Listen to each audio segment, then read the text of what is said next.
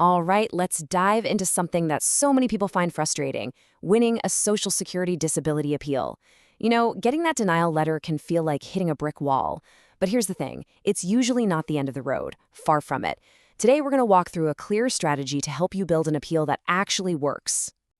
So, does this sound familiar? Your disability claim is just stuck. It's caught in this loop of appeals, and you feel like you're going nowhere. You did the paperwork, you waited patiently, and then a denial. It's an incredibly common and frankly maddening experience. First thing you need to hear is this: you are absolutely not alone.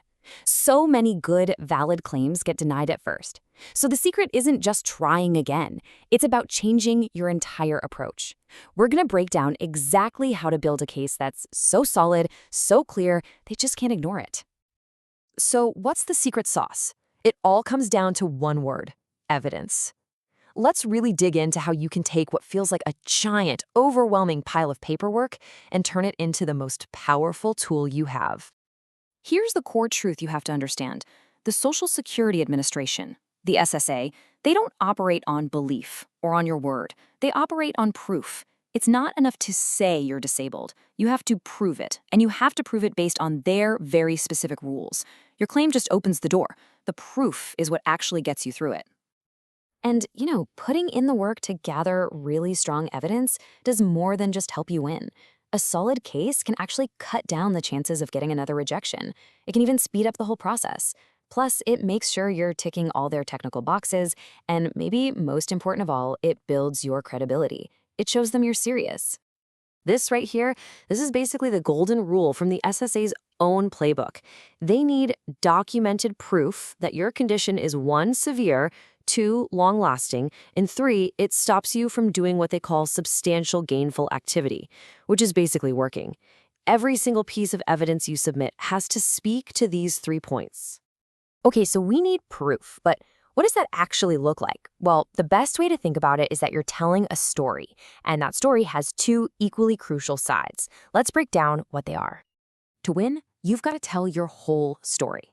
So on one side, you have the hard, objective medical evidence. We're talking hospital records, lab results, MRIs, and official reports from your doctors. This is the foundation, the bedrock of your case. But that's only half of it. The other side is the personal evidence. This is what brings the medical facts to life.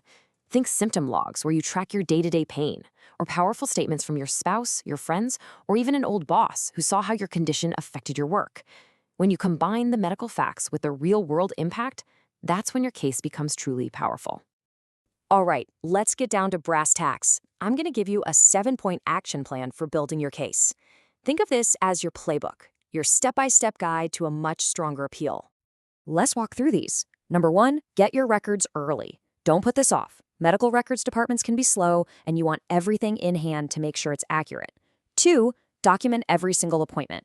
This creates a timeline, a running history that shows this is a persistent, ongoing problem. 3, keep your evidence updated. Your condition changes, right? So your file needs to reflect that. A new test result or a new treatment plan is crucial information. 4, and this is a big one, make sure your evidence aligns with what the SSA is looking for. They have a guide called the Blue Book that lists specific criteria. You need to provide evidence that speaks their language, that directly addresses their definitions. 5, back it all up with non-medical proof. A doctor's note is good, but a letter from a former coworker explaining why you couldn't do your job anymore, that adds powerful real-world context. 6, maintain consistency. Every document, every statement has to tell the same story. We'll talk more about that in a second. And finally, number 7, well, this one is so important it gets its own slide. And that's to seek professional guidance. Please don't try to go this alone. This system is complicated, it's confusing, and an experienced disability attorney knows the ins and outs. They know what the SSA looks for, they can spot holes in your case that you'd never see, and they can package everything in the most compelling way. Navigating this maze by yourself is just making it harder than it needs to be. Okay, let's wrap this up with the final polish. This is the one thing that can tie your entire case together, or cause it to fall apart. And that one thing is consistency. Your credibility is everything here. Think about it. If your doctor's report says you can lift 20 pounds, but in a statement you say you can barely lift a bag of groceries, that's a huge red flag for a reviewer. Any little contradiction can make them question everything.